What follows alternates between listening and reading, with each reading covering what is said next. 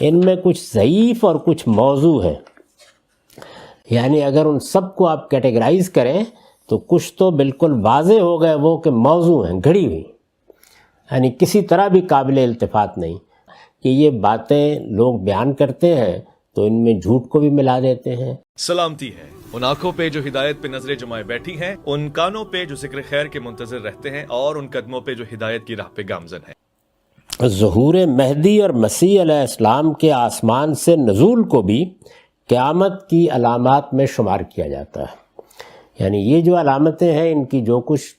میرا فہم تھا اس کے لحاظ سے میں نے تفصیل بیان کر دی ہے، لیکن عام لوگوں کے ہاں یہ مانا جاتا ہے کہ قیامت سے پہلے ظہور مہدی ہوگا اور مسیح علیہ السلام بھی آسمان سے نازل ہو جائیں گے۔ اس کی تصویر یہ بیان کی جاتی ہے کہ ایک دن جب لوگ نماز سے فارغ ہوں گے تو وہ دمشق کی جامع مسجد کے منار پر آ چکے ہوں گے اور وہ لوگوں سے کہیں گے کہ ان کے لیے سیڑھی لائی جائے اور پھر وہ زمین پر آ جائیں گے، اور اس وقت مسلمان اپنے ہی امام کی قیادت میں نماز پڑھیں گے اور پھر گویا ان کی طرف سے وہ عمل شروع ہو جائے گا جس کی تصویر روایتوں میں اس طرح کھینچی گئی ہے کہ وہ جزیے کو ختم کر دیں گے اور صلیب کو توڑ دیں گے اور خنزیر کو قتل کر دیں گے۔ اس کے بارے میں کہا جا سکتا ہے کہ یہ مسیحی دین کے گویا خاتمے کی تعبیر ہے۔ ان کے علاوہ ظہور مہدی اور مسیح علیہ السلام کے آسمان سے نزول کو بھی قیامت کی علامات میں شمار کیا جاتا ہے۔ تو ظاہر ہے کہ یہ سوال پیدا ہوتا ہے کہ قرب قیامت کی علامتیں تو وہ ہوئیں جو حدیث جبریل میں بیان ہو گئی ہیں، یہ 10 علامتیں جب رسالت مآب صلی اللہ علیہ وسلم نے یہاں بیان کیں تو ان میں تو ان دونوں کا کوئی ذکر نہیں ہوا،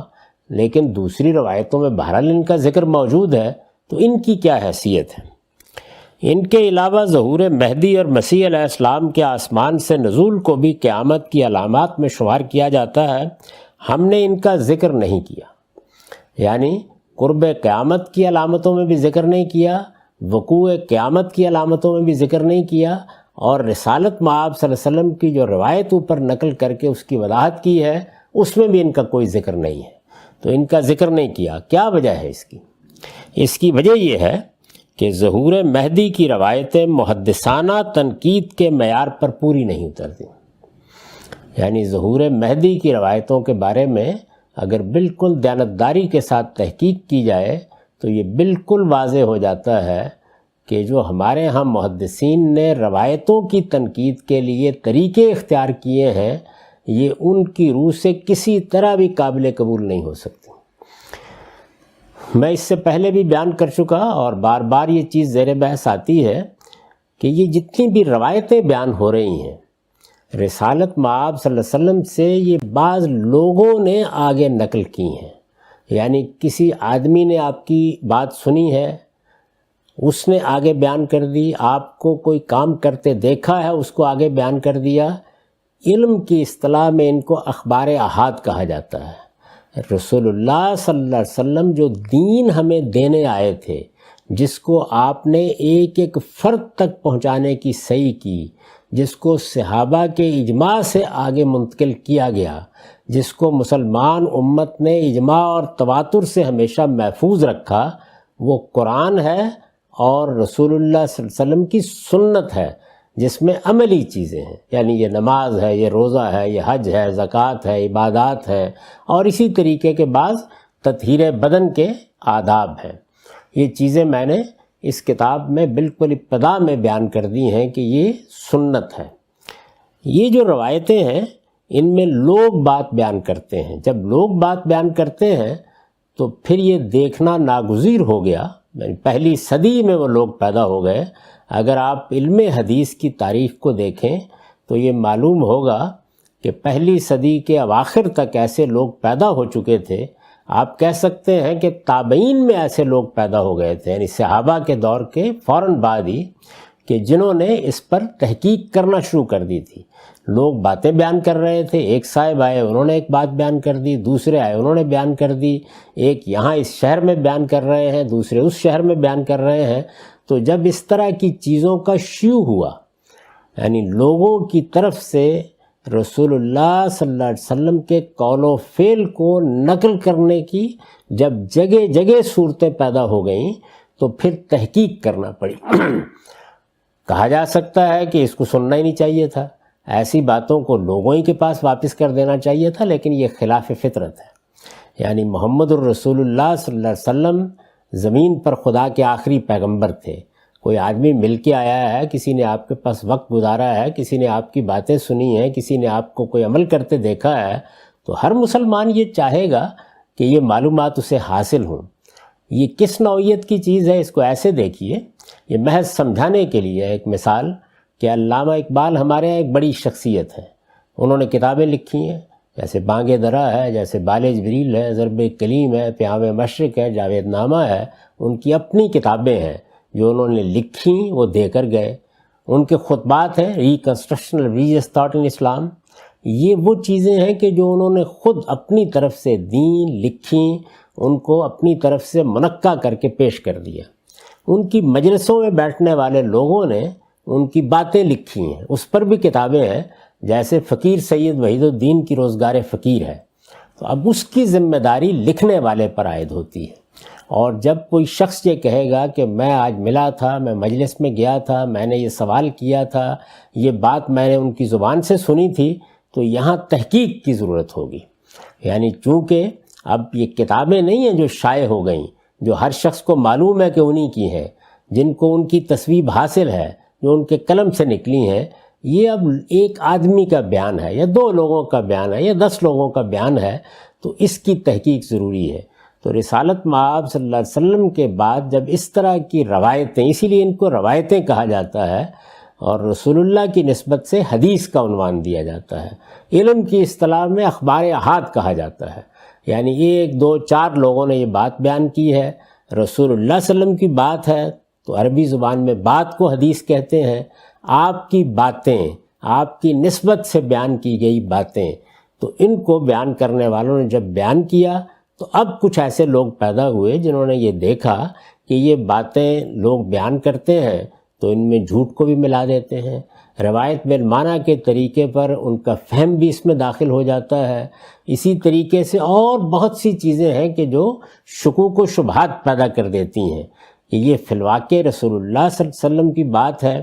یا کوئی بات باہر سے آ گئی ہے، ملا دی گئی ہے، کوئی بات سمجھنے میں کوئی غلطی ہو گئی ہے۔ تو اس طرح کے بہت سے احتمالات کو سامنے رکھ کے اب تنقید کے طریقے اختیار کیے، اس کو محدثانہ تنقید کہا جاتا ہے۔ یعنی اس میں کیا کیا گیا، 3 چیزیں یہ طے کی گئیں کہ وہ راوی میں دیکھی جائیں گی۔ یعنی پہلے یہ دیکھا جائے گا کہ کیا وہ عادل ہے،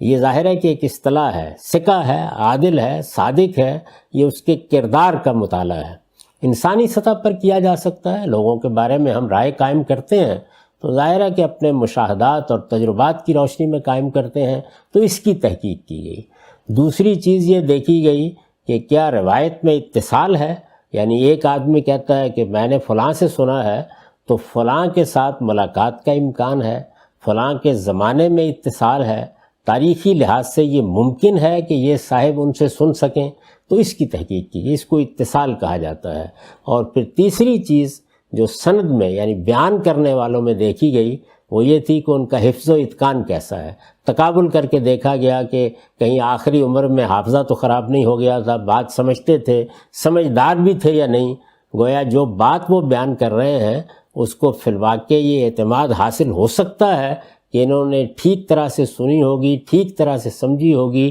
ٹھیک طرح سے آگے بیان کر دی ہوگی۔ یہ جتنا کچھ بھی فیصلہ ہے باقی ہے۔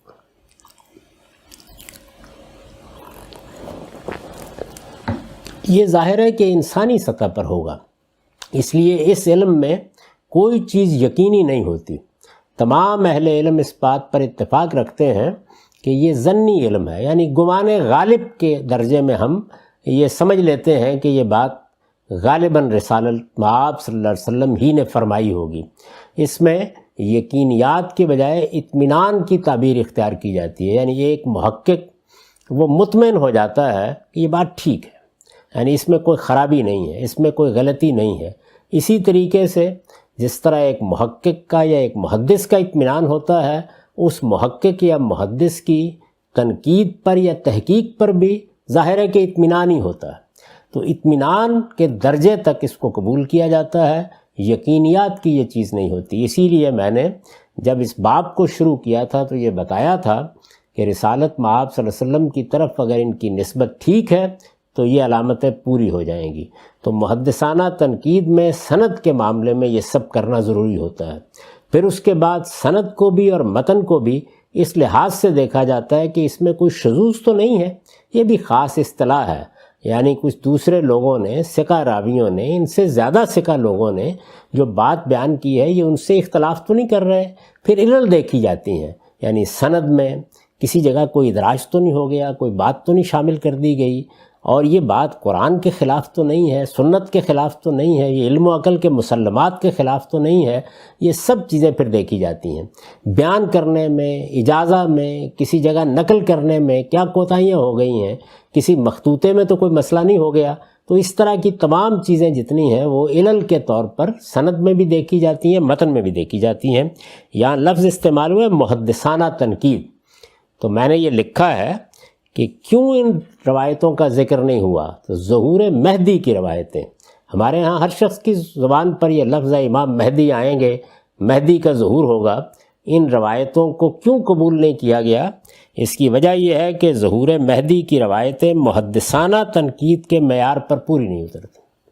یعنی جب یہ تنقید کی گئی، بہت روایتیں ہیں اس میں،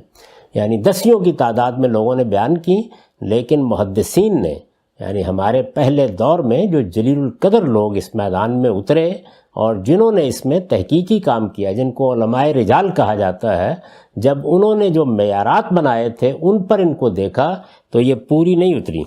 ان میں کچھ ضعیف اور کچھ موضوع ہیں، یعنی اگر ان سب کو آپ کیٹیگرائز کریں تو کچھ تو بالکل واضح ہو گئے وہ کہ موضوع ہیں، گھڑی ہوئی، یعنی کسی طرح بھی قابل التفات نہیں۔ کچھ کے بارے میں انہوں نے کہا کہ یہ ضعیف ہیں، یعنی اتنے کمزور طریقوں سے آئی ہیں کہ ان کو قبول نہیں کیا جا سکتا۔ تو ضعیف اور موضوع روایات کا ایک بڑا مجموعہ ہے، لیکن اس طرح کی چیزوں میں نہ عوام تحقیق کرتے ہیں، نہ عام طور پر جو مذہبی باتیں بیان کرنے والے قصہ گو لوگ ہوتے ہیں وہ ان کی تحقیق کرتے ہیں، تو یہ چیزیں بہت شائع و ضائع ہو جاتی ہیں، ہر آدمی کی زبان پر ہوتی ہیں، عقیدہ بن جاتی ہیں، درحال ہے کہ یہ بالکل طے شدہ بات ہے جو میں نے آپ کے سامنے رکھ دی کہ اس طرح کی جتنی روایتیں ہیں وہ یا ضعیف ہیں یا موضوع۔ اس وقت ہمارے پاس جو مجموعے موجود ہیں، بڑے مجموعے، یعنی انہی محدثین نے جب ظاہرہ کے تنقیدی کام کیا تو جو روایتیں ان کے اطمینان کے مطابق اس قابل تھیں کہ وہ پیش کی جا سکیں، اس کے مجموعے مرتب کیے۔ چنانچہ اس میں جو مجموعے اس وقت ہمارے ہاں ہیں، جن کو سیاہ ستہ بھی بعض لوگ کہتے ہیں، اور بعض مجموعے بھی ہیں، وہ دسیوں ہیں، ان مجموعوں کا اگر آپ مطالعہ کریں اس میں کچھ پہلے درجے کے ہیں، کچھ دوسرے، کچھ تیسرے، کچھ چوتھے درجے کے، ظاہر ہے کہ تحقیق کے معیار کے لحاظ سے ان کے درجات مقرر کیے گئے ہیں۔ اس میں جن کتابوں کو یا جن مجموعوں کو امہات کی حیثیت حاصل ہے وہ تین ہیں: امام مالک کی موطا، امام بخاری کی صحیح اور امام مسلم کی صحیح۔ ان میں سے کوئی روایت ان میں نہیں، وہ خالی ہیں بالکل ان سے، یعنی انہوں نے تو سرے سے ان کو قبول ہی نہیں کیا۔ باقی جو سیاہ کہی جاتی ہیں کتابیں جیسے ابو داؤد اور یہ اور اس طرح ہیں، ان میں بھی اگر ان روایتوں کو دیکھیں تو جو سند کے معیار پر کسی حد تک قریب پہنچتی ہیں، ان میں بھی جو بات بیان کی گئی ہے وہ مسلمانوں کے ایک حکمران کے بارے میں بیان کیا گیا کہ رسول اللہ کے بعد ہوگا اور وہ بہت ہی عادل حکمران ہوگا اور بڑا فیاض حکمران ہوگا، یعنی اس سے زیادہ کوئی بات نہیں اس میں بیان کی گئی۔ اور اسی طریقے سے ایک روایت ہے مستدرک حاکم میں جس کے بارے میں کہا جا سکتا ہے کہ اس میں لفظ مہدی آ گیا ہے۔ تو یہ تبصرہ ان روایتوں کے اوپر، اس وجہ سے ان روایتوں کو قبول نہیں کیا گیا۔ یہ بحث کہ ظہور مہدی کی روایات محدثانہ تنقید کے اس معیار پر پوری نہیں اترتی۔ اس میں خاص طور پر میں نے چند چیزوں کی طرف توجہ دلائی تھی، میں ان کا اعادہ کر دیتا ہوں۔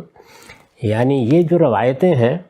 یہ حدیث کی امہات کتب میں پہلے درجے کی کتابیں جن کو کہا جاتا ہے وہ تین ہیں،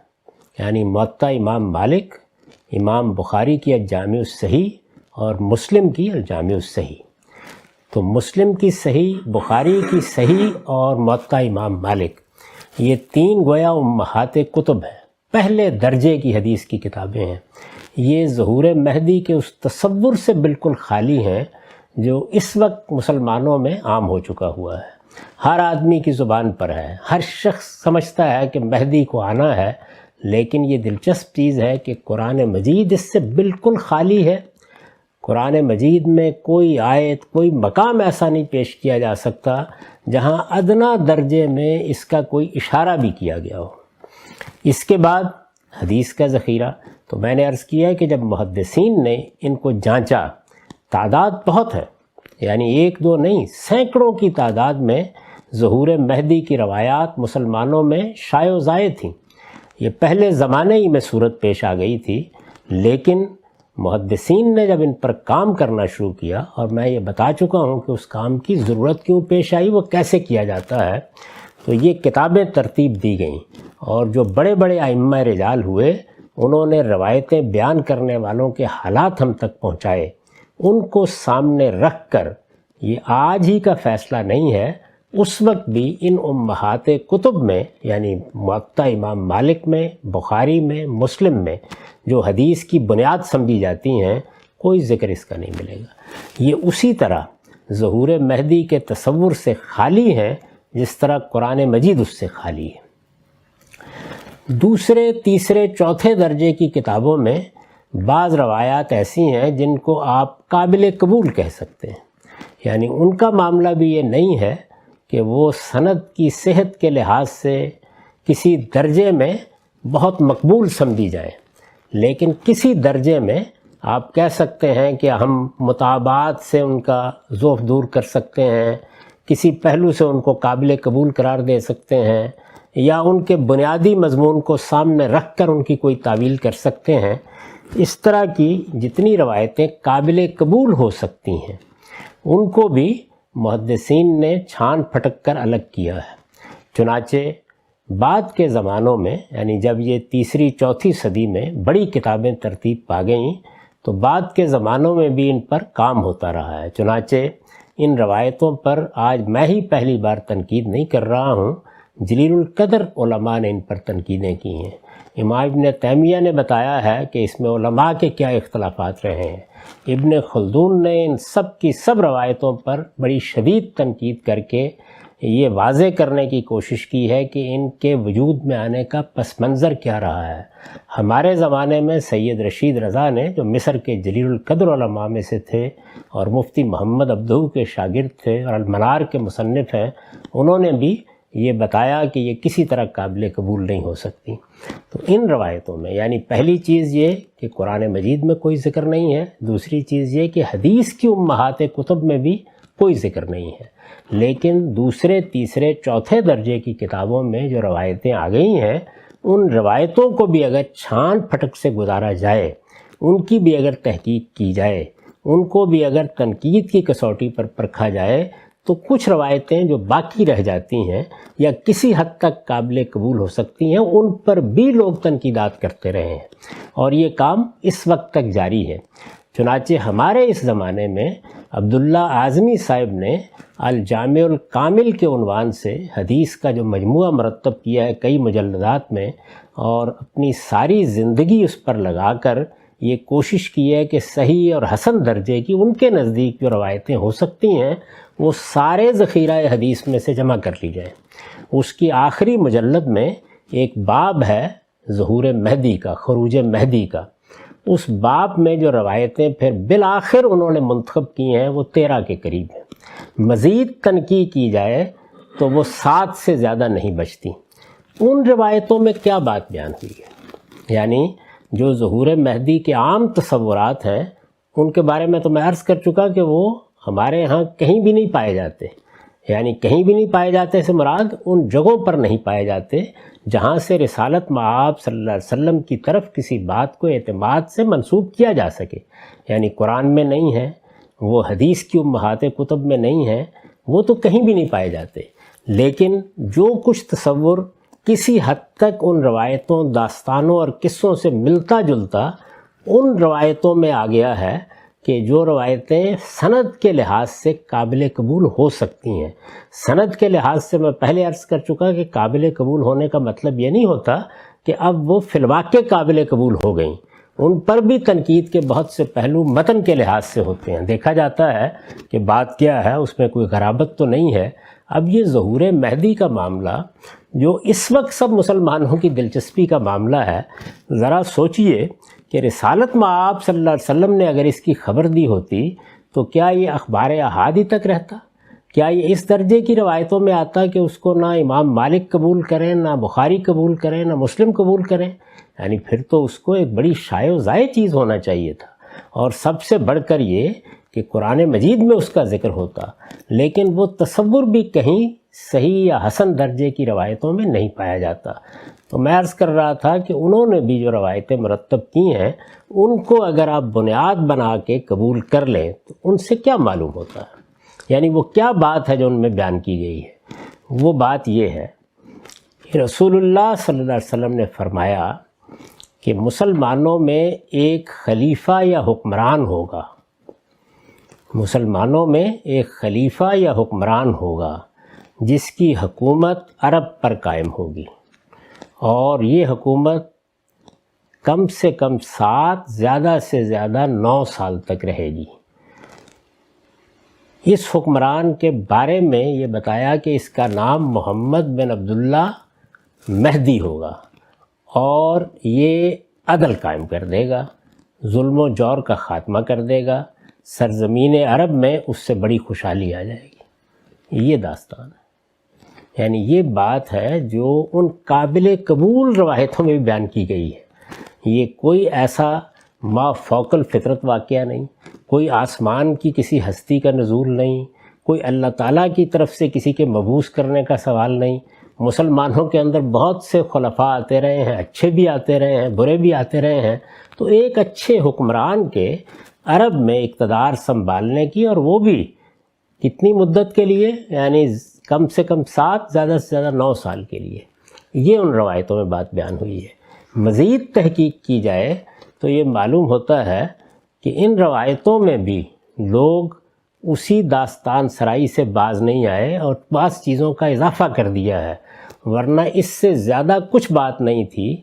کہ رسالت مآب صلی اللہ علیہ وسلم نے یہ خبر دی تھی کہ آپ کا زمانہ، یعنی جس کو آپ خیر القرون کہتے ہیں، آپ کے زمانے کے خاتمے پر ایک ایسے شخص کو خلافت ملے گی کہ جس کے ہاں دین بھی ہوگا، عدل بھی ہوگا، انصاف بھی ہوگا، اور جس کو ہم نمونے کے طور پر پیش کر سکیں گے. تو اگر دیکھا جائے تو یہ خبر اتنی ہی تھی، اور یہ خبر عمر بن عبدالعزیز کی شخصیت میں پوری ہو چکی، حرف بحرف پوری ہو چکی، لیکن اسی میں کچھ اضافے ہوتے ہوتے بات وہاں پہنچ گئی کہ ظہور مہدی کا عقیدہ بن گیا. تو یہ اس میں جو کچھ میں سمجھ سکا ہوں اور دیانتداری کے ساتھ اس سارے مواد کا مطالعہ کرنے کے بعد سمجھ سکا ہوں، اس کا خلاصہ ہے. اسی کو میں نے یہاں اپنی اس کتاب میں بیان کیا ہے. چنانچہ لکھا ہے کہ جہاں تک عام روایتوں کا تعلق ہے جو لوگ بیان کرتے ہیں، جن سے ایک ظہور مہدی کا عجیب و غریب عقیدہ سامنے آتا ہے، وہ تو محدثانہ تنقید کے معیار پر پوری ہی نہیں اترتی. ان میں کچھ ضعیف اور کچھ موضوع ہیں. اس میں شبہ نہیں کہ بعض روایتوں میں جو سند کے لحاظ سے قابل قبول ہیں، یہ جن کا میں نے ابھی ذکر کیا، اس میں شبہ نہیں کہ بعض روایتوں میں جو سند کے لحاظ سے قابل قبول ہیں، ایک فیاض خلیفہ کے آنے کی خبر دی گئی ہے. فیاض خلیفہ یعنی ایک ایسا حکمران کہ جو لوگوں میں عدل کرے گا، انصاف کرے گا، اور بہت فیاض ہوگا. یعنی جو کچھ بھی اس کے پاس مسلمانوں کا مال آئے گا،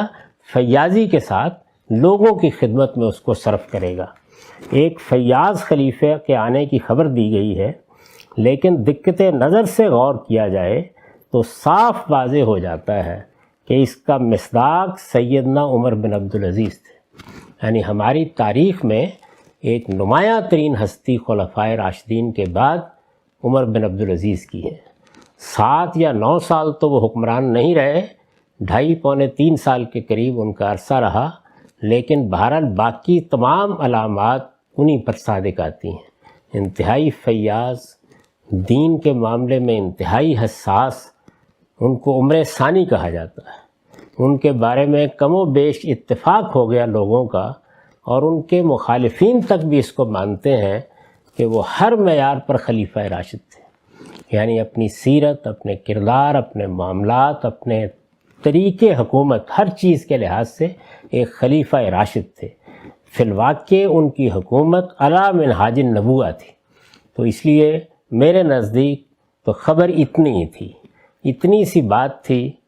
اندیشہ عجم نے جسے بڑھا دیا تھا فقط زیب داستاں کے لیے، اس سے زیادہ کچھ نہیں تھا۔ تو اس کا مصداق سیدنا عمر بن عبدالعزیز تھے، جو خیر القرون کے آخر میں خلیفہ بنے۔ جن لوگوں کی روایتوں پر نظر ہے وہ یہ جانتے ہیں کہ آخر الزماں کے الفاظ حدیثوں میں دو پہلوؤں سے آتے ہیں، ایک اس پہلو سے کہ قیامت سے قریبی زمانہ آخر الزمان یعنی دنیا کے لحاظ سے، اور ایک رسالت مآب صلی اللہ علیہ وسلم کا جو زمانہ ہے، جس کو آپ نے کہا خیر القرون کرنی ثم الذین یلونہم ثم الذین یلونہم، تو یہ آپ کا زمانہ ہے، وہ جس میں آپ کے صحابہ تھے، ان صحابہ کے تابعین تھے، یہ وہ دور ہے۔ یہ کم و بیش پہلی صدی کے آخر تک ختم ہو جاتا ہے۔ تو یہ وہ دور ہے کہ جس میں رسالت مآب صلی اللہ علیہ وسلم نے اگر کوئی خبر دی ہے تو اس کو بھی آخر الزمان کے اسلوب سے ادا کیا ہے۔ اسی طرح ایک بڑی غلط فہمی جو ان روایتوں کو پڑھنے سے ہوتی ہے وہ یہ کہ جہاں کہیں الارض کا لفظ آ جاتا ہے تو لوگ بغیر کسی تدبر کے یہ خیال کر لیتے ہیں کہ الارض سے مراد ساری دنیا ہے یا یہ پورا عالم ہے، جبکہ عربی زبان کے اسالیب سے واقف ہر آدمی جانتا ہے کہ جس طرح ہم کبھی پاکستان میں کھڑے ہوئے کہتے ہیں اس سرزمین، تو عربی زبان میں اس کے لیے ہاذا یا ہاذے ہی کے الفاظ لانا ضروری نہیں ہوتا، اس میں الف لام آ جائے گا۔